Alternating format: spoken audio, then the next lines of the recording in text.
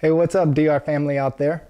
Wanted to get this video up from this year's Lazonapalooza that distinguished Ruffian, Fran, and myself were lucky enough to be invited to. Now, while we were there, we got the privilege to listen to Felix Rodriguez. Now, Felix Rodriguez is an ex-CIA operative and was the last man to interrogate Che Guevara before he was executed.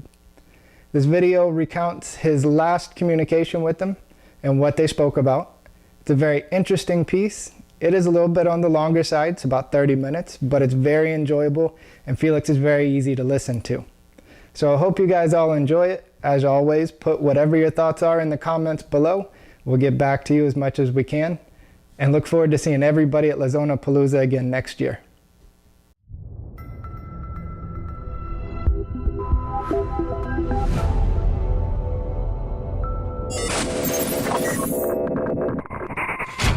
All right, guys, I want you guys to give your undivided attention, all right? I'm going to introduce the mayor of our town, Jose de la Cruz. Not only is he the mayor of the town, he's one of my best friends, all right? He's a big cigar smoker, okay? He advocates for us, all right? He supports us, you know. Whenever he gets time off, he comes here, smokes a cigar with us, all right? And it's a huge, you know, helper to our cause, okay? So here's my good friend, Mr. Mayor de la Cruz.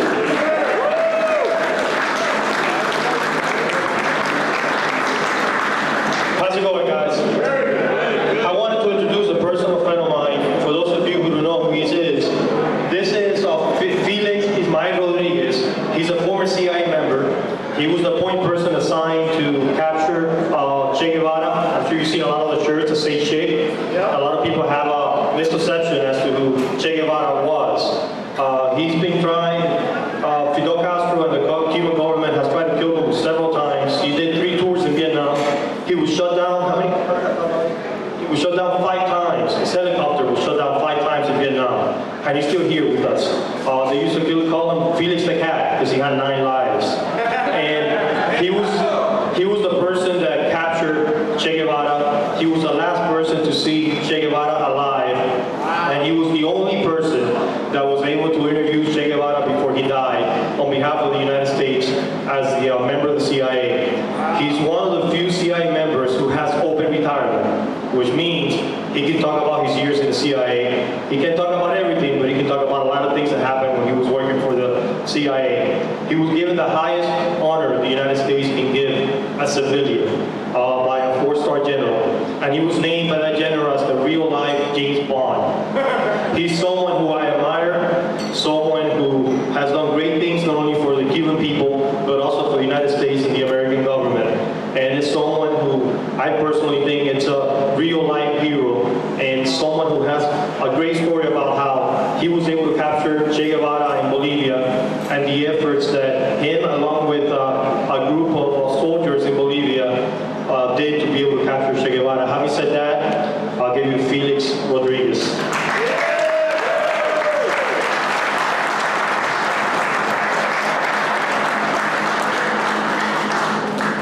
It's a pleasure to be with all of you here and share with you a little bit of some of my experience. Of course, the mayor, because of time-wise, I normally when I speak it's about 2.5 hours.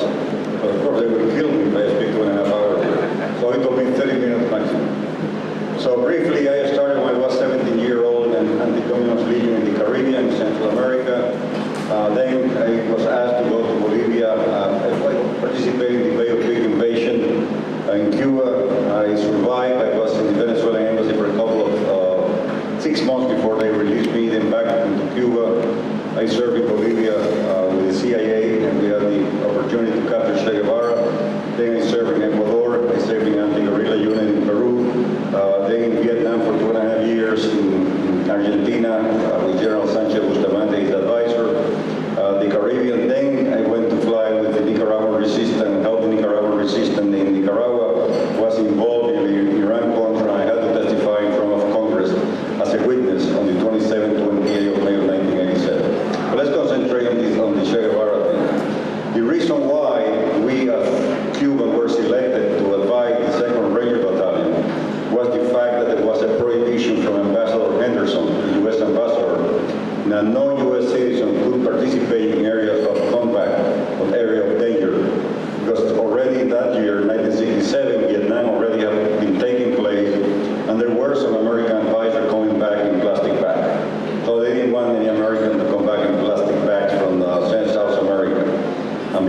time, I was not a U.S. citizen, so that was a problem for the ambassador. So I was allowed to accompany the unit in combat. So we started advising the 2nd Ranger Battalion in Bolivia. There is a great misconception of really who Che Guevara was. They paint him as a hero, as a man who helped the poor, that was very compassionate, when in reality it was all the different. He had a tremendous desire inside of him to assassinate people.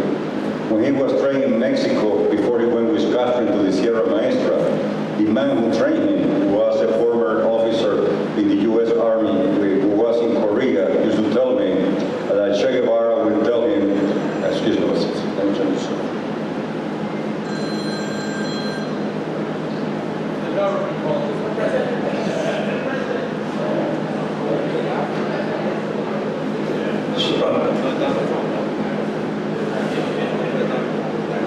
no, it wasn't Trump.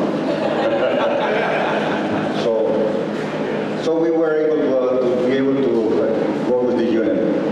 Che Guevara really asked this guy when he was in training in Mexico, what does it feel like when you shoot somebody and you see his blood coming out of him? He had a fascination in doing that. Later on, after the experience assassinating hundreds of Cubans in firing squad and personally shooting them in the head, he wrote to his father that he had tasted the killing of people and he loved it. He enjoyed that very much in a letter to his father.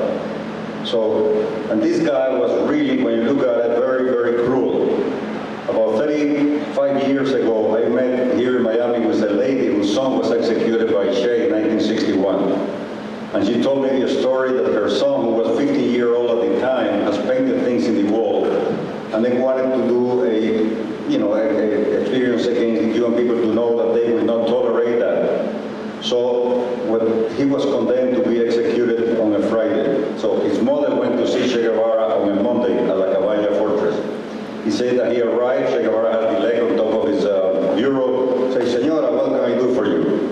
He said, "Commander, my son is very young, 15 years old. He didn't know what he was doing. Please save his life, and I will guarantee that he will never do it again."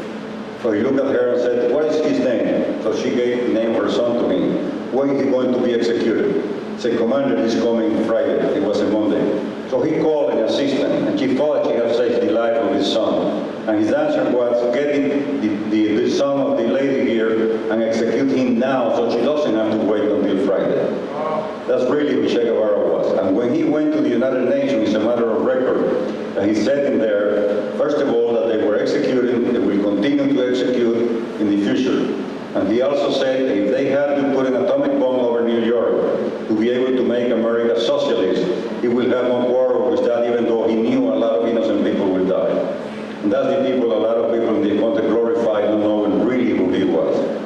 Now, when he was sent to Bolivia, he was also he sent there to be killed by Fidel Castro. Why? Che Guevara was pro-Chinese, and Fidel depended solely of the Soviet Union, who was receiving all the support from them. And as you know, the Soviet at the time and the Chinese, and even today, they don't get along. They hate each other as much as they hate the United States. So when he, in 1964, he went to Africa, to the Congo Belga, all the support that he received was from Red China. And then when he had a failure in there, he went to Prague in Czechoslovakia and tried to stay there. Then Fidel sent a commander, Ramiro Valdez, to convince him to go back, that he was going to be given all the support that he needed for another adventure, who happens to be Bolivia. They selected for him the worst place that he could go. There was an area that was already an agrarian reform taking place, and all the farmers had a lot of land from the government. So when he arrived there, he started preaching to the people in there, "I will give you the land that President Barrientos took away from you." And they looked at each other because President Barrientos gave them a lot of land. So it was completely an empty message. The radio transmitter that was given to him to communicate back to Cuba arrived broken. It was only one, so he could not communicate back to Cuba. Mario Monge, the head of the Communist Party of Bolivia, in December 31st, 1966, had a dinner with him in Camiri area, and there was a complete blockage between both of them. Now, Mario Monge had been in Cuba 2 months before talking to Fidel Castro. And during that meeting, he completely broke with him, took the support away from the Communist Party from him of Bolivia, and he told the members of the Communist Party who were already with Che that if they stayed with Che, they were expelled from the Communist Party. Now, Cuba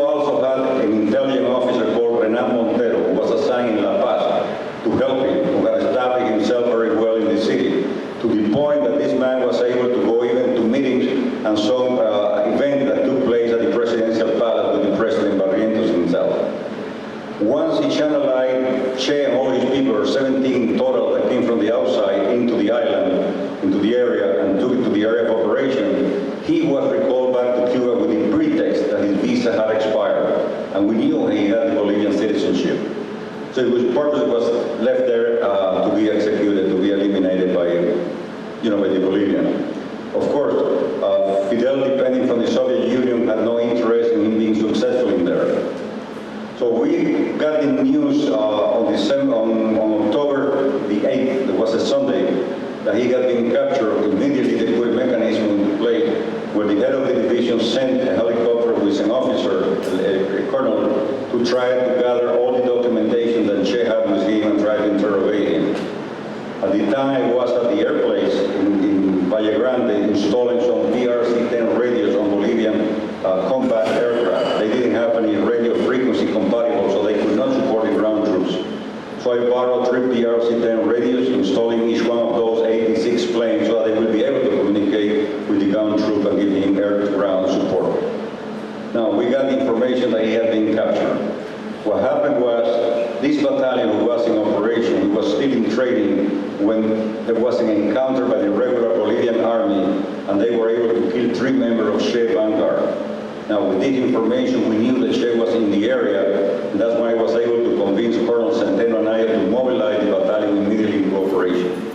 So they had 4 companies. One company stayed in Valle Grande to maintain communication with the battalion, the support of ammunition and food, and one other company stayed in Rio Grande, covering so that he could not run to the other side, commanded by Captain Lopez Leighton.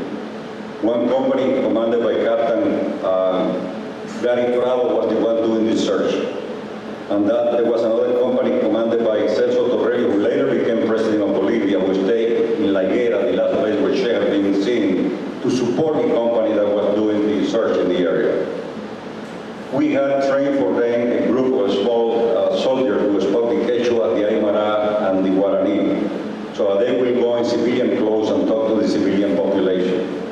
On the 7th, this group, it was a Saturday, came back to the unit and told him that the farmer had told them that the guerrilla was in this area called Quebrada del Yuro, where he got a leader Hortaliza next place where he was cultivating some fruits. So that evening, they surrounded the Quebrada del Yuro, and on the 8th, it was a Sunday, when they started advancing, that was the big encounter between the guerrilla and the army. And during that encounter, Che was shot in the left leg between the knee and the tobillo, which is on the left side here. That briefly shot me. He didn't have anything really serious about it. And at the time that he faced our troops, he said, "Don't shoot, I am Che. I am worse to you more alive than dead." That's what he would take into custody. On the following day, of course, everybody wanted to go. And I asked the colonel if I could accompany him. I had the rank of captain with the Bolivian army at the time. So he told to his officer, everybody wanted to go, and because of the size of the helicopter, only 3 people would be able to fly, the pilot and 2 more. And he told them that he knew how much harm Che had done to my country, and if they didn't mind, he would take me with him. So we went the following day, it was Monday, the 9th of October of 1967, exactly 50 years last month. And when we got into the room, he was tied down on the left side of the floor. In the background, there was the dead body of 2 Cuban officers. One was Orlo Pantoja and another Cuban captain. Now, when the colonel tried to ask questions to Che, we looked at him and he didn't answer at all. To the point I said, "Look, you're a foreigner. You invaded my country. The least you can do is have the courtesy of answering my question." He didn't say a word.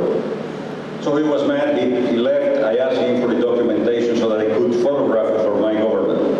So he asked Lieutenant Colonel Selly to turn me over Che Guevara's bag. Inside he got a German diary, of course written in Spanish. He had some photographs from his family, some medicament for his asthma. He had a small booklet, typewritten, signed by a guy named Ariel, that we thought Ariel was Fidel. That was messages that he could receive through Radio Havana, Cuba, even though he could not answer them by radio.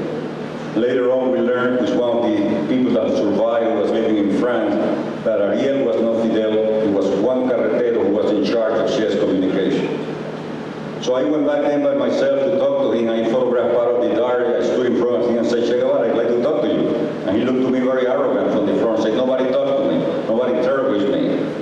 So when I saw that attitude, I looked at him and said, "Commander, I admire you. You used to be the head of a state in Cuba. You're here because you believe in your ideals, even though I know they are mistaken. I just came here to talk to you." So So he looked at me for a while to see if I was laughing, if I was making fun of him. When he saw that was not the case, he looked at me and said, "Can you untie me? Can I sit?" So I ordered a soldier who was outside to come in and say, "Untie Commander Guevara."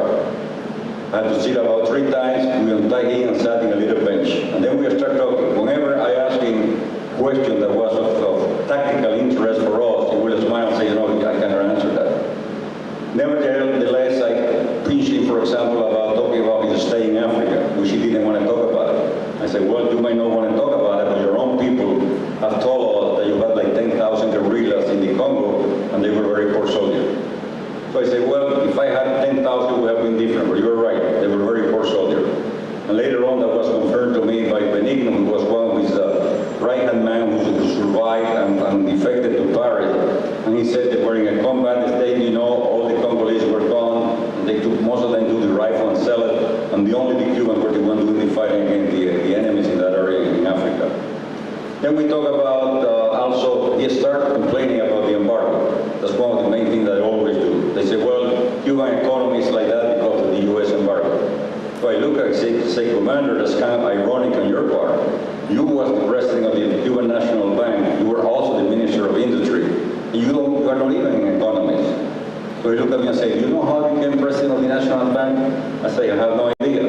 He said, well, one time I was sitting, I understood Fidel was asking for a dedicated communist, and I rose my hand. And he was asking for a dedicated economist. Now, I thought that was a way of him not answering this question.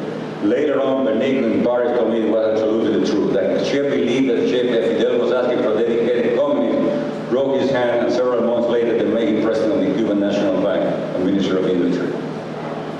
We also talked and asked him why you selected Bolivia. And he gave me 3 criteria why he selected Bolivia. One, he said Bolivia was a very, very poor country, with a very poor economy, and he felt that the U.S. Government, which means the imperialist United States, would not be interested in spending too many resources in such a poor country that had nothing to offer economically to them. If it was Venezuela, with all would have been different. Second, he said they knew that the Bolivian armed forces were very poorly trained, and he was right. The first few combat that he had with the regular troop was a disaster because the soldiers were not used to any combat. They had not even been trained properly for it. And most of them would throw their rifle, they were captured, the army a lot of them were captured, they indoctrinated them for about half an hour to an hour, then took their rifles, their uniform and boots, and sent them back in their underwear. That was at the very beginning of that operation. The third, and most important to him, Bolivia had boundary with 5 different countries. If he was able to secure Bolivia, it would be easy to support the revolution to 5 different countries with common border: Argentina, Brazil, Paraguay, Chile, and Peru. So that's the main criteria where he used that. So we talked back and forth at different times. I went out to photograph the diary. Then while the colonel was in the front, we received a phone call. There was a phone line at that time. And I was called because I had the rank of captain, and there was only 2 lieutenants in Liguera. And when I answered, we had a very simple code with the army back there: 500, 600, and 700. 500 was Che Guevara, 600 killed him, 700 keep him alive. So we received information 500, 600. I asked to be confirmed, and again I got 500, 600. So when Colonel Centeno came down from the operational area, I called him aside and said, "Mi Coronel, this order from your High Bolivian Command to eliminate the prisoner. My order from my government is try to keep him alive at all costs." Now, they wanted to keep him alive because they knew that this difference that he had with Fidel Castro. Especially, they were aware that in 1963, Che went to Algiers, and on the way back, they gave him a reception in Cairo. And the Soviet ambassador was there, and they almost went to a fit fight because of different ideologies in that meeting.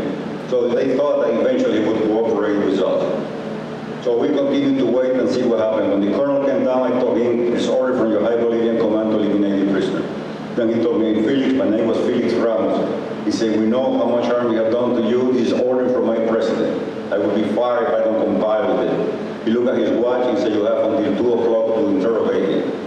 At 2 o'clock, I'm going to send the helicopter to pick up Guevara's dead body. You can execute him any way you want because we know how much harm he has done to your country. I want your word of honor that you will bring me back the dead body of Che." So I embraced the colonel, saying, Colonel, try to make them change their mind, but if there is no change in mind, I'll give you my word as a man that I will bring you back the dead body and shape. We embraced and he left. I started waiting to see what happened. Then around 12:30 Bolivian time, on that 9th of October, on Monday, a girl from the town came with a little radio, portable radio, saying, Capitan, why are you going to kill me? I said, lady, why do you say that? I said, well, we just saw you taking a picture with him out here, and look, the radio is already giving the news that he died from combat wounds. So at that time, I knew there was nothing else I could do about it. So I went into the room, I stood in front of him, looked at him and said, Commander, I'm sorry. I tried my best. He turned white like a piece of paper and he said, it's better this way. I should have never been captured alive. Then he pulled the pipe from the left side of his breast pocket. He said, I'd like to give this pipe to a soldadito, a soldier who treated me well. And at that point in time, Sergeant Mario Terán, which he knew was the one executing the people, captured prisoner in the area, burst into the room. Yo quiero la pipa, mi capitán, I want the pipe. And she put the pipe aside and said, no, I won't give it to you. So I have to order him twice to leave from the room that he left, and I look at you and say, come on. Sorry. Eric. Sorry. I'll go a little higher. It was the best part. The best part?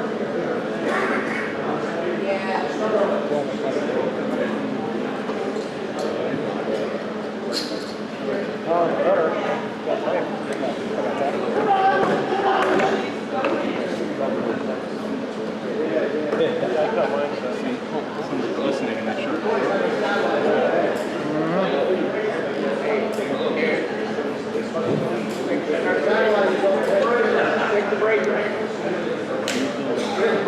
He's dead. Está muerto, todavía está jodiendo.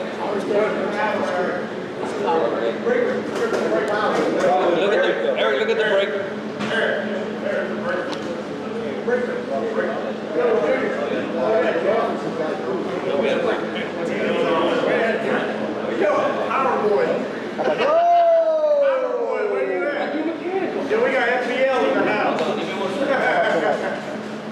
I kept on being a little higher, I'm sure you hear me.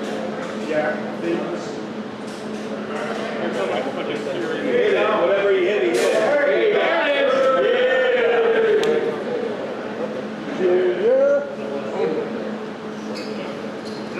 Alright, so he brought with him 3 pictures. The last picture taken of Che Guevara alive, with him next to Che Guevara. What we're going to do is going to autograph it, and we're going to raffle it. So he has 3 of them. Wow. To give you an idea, the original picture went for how much to the soulful? The original picture We use $1,000. Hello. There you go. $1,700.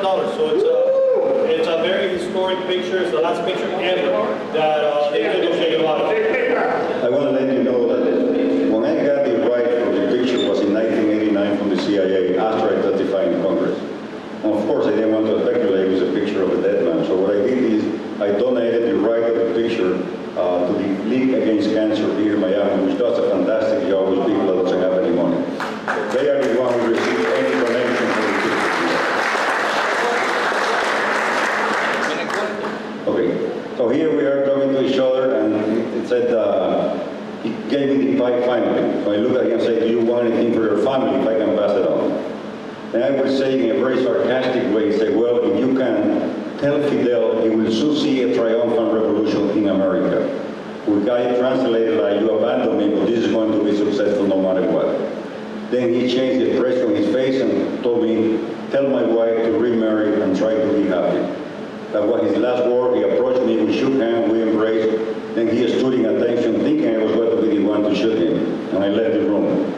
There was Sergeant Terán, so I went to him and said, Sergeant, don't shoot from here up. It's order for your high Bolivian command to eliminate the prisoners. Shoot from here down because he's supposed to die from combat wound. See me, Capitan, see me, Capitan. And I left. I went to continue to photograph the remaining of the diary. And about that was 1 o'clock in the afternoon when I left him. At 1:15, I could hear a small burst from M2 carabine. Sergeant Terán borrowed an M2 carabine from a Lieutenant Perez, and that was the one that killed him. A few minutes later, Captain Gary Prado and Celso Torrello came down from the operational area. We all 3 went into the room, and he was facing the ceiling, and his face was covered with mud. Apparently, when he hit the ground, which is a very muddy and humid area, he got all of that mud in the face. We went around the body. Cesar Dorelio had a little stick that he used to move through the jungle. He said, "You son of a bitch, you killed so many of my soldiers." And then Gary Proud told me and said, "Mi Capitan, we have finished with the guerrillas in Latin America." And I told him, "Mi Capitan, we haven't finished them, at least we have delayed them for a long time."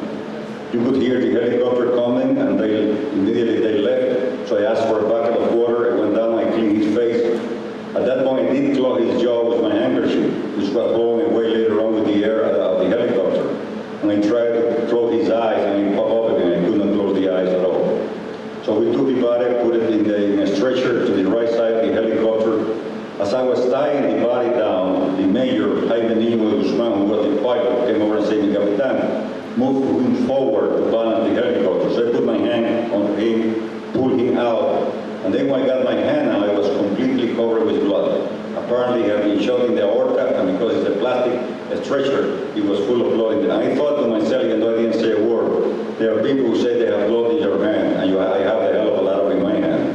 So I cleaned the blood on the right side of my pants, continued to tie him down, got into the helicopter, and then we flew back from there to the area of Valle Grande. When we got there were like 15 different small planes from all kinds of media people. It was the CBS, it was the NBC, it was the BBC from London, every single newspaper was there, media, and also 4 Bolivian aircraft where generals and admirals have come for this event in there.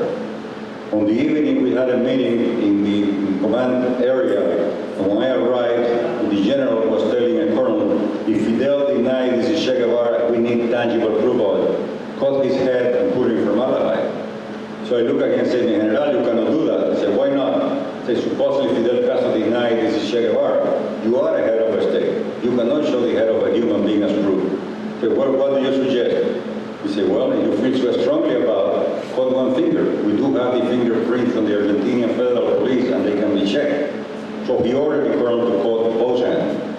So I left from Valle Grande, from there to Santa Cruz, to all the documentation to bring it to La Paz, to give it to the CIA agents in there. My friend stayed behind, and about 3 or 4 o'clock in the morning, when there was no press around, with the doctor, they closed both hands and put him in formaldehyde. Then they took his body and 2 more, and took it to the very end of the runway, where they were expanding the runway for bigger planes to land. And they had a big bulldozer in there. They dug a huge hole, and they dropped Che Guevara's body there with 2 more, and covered her up. Now, later on, many, many years later, when Fidel claimed that he found Che Guevara's body, he said he found on the right side of the runway, alongside 7 more guerrillas. I can assure you that was not Che Guevara. I have no idea who the hell they put in Cuba, but that was not Che. Guaranteed that it wasn't his body there. So then we left, we went from there. On the following day, I came back to Santa Cruz. There was a lot of rumor already of the CIA being involved in the operation. So General Porter, U.S. 4-star General of the Southcom, the commander of Southern Command, sent a C-130 to pick us up and take us to Panama. Well, history goes, the plane had a flat tire, and it didn't have extra tire. So the head of the mill group, Colonel Fox, came in a C-54 plane, picked all 3 of us up, the American and 2 of us, flew us to La Paz, and then we went to stay that night with different CIA agents that were assigned in La Paz.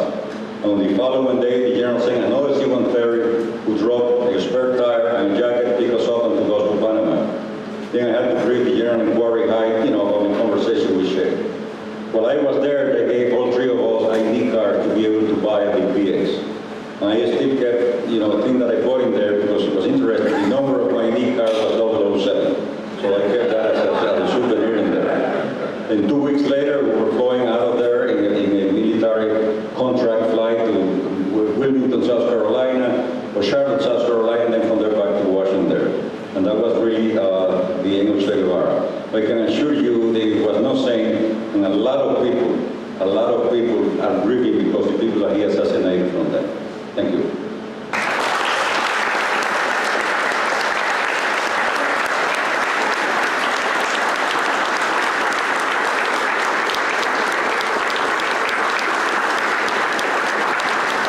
Thank you, Felix. I'm going to tell you a little story. Nothing like yours, but not only, I'm very proud of what he done for our country and for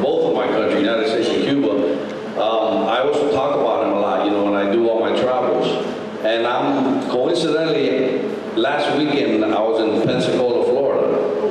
And this is the book that they wrote on it. It's called Shadow Warriors, okay? Which, thank you, he gave me the book signed. You can get it at Amazon, okay? I'll leave it up here. You guys want to take a picture of it, and it'll tell you, that's just a small part of what he's done in his life. So I'm in Pensacola, Florida, and I'm talking about him. And one gentleman tells me, wait a minute, what's the guy's name again? I go, Felix Rodriguez. He goes, yeah, the guy that wrote his book is my next door neighbor. I said, what do you mean? He goes, John Wiseman. He lives in Pensacola. I didn't know that. So it's a small world. It really, really is. So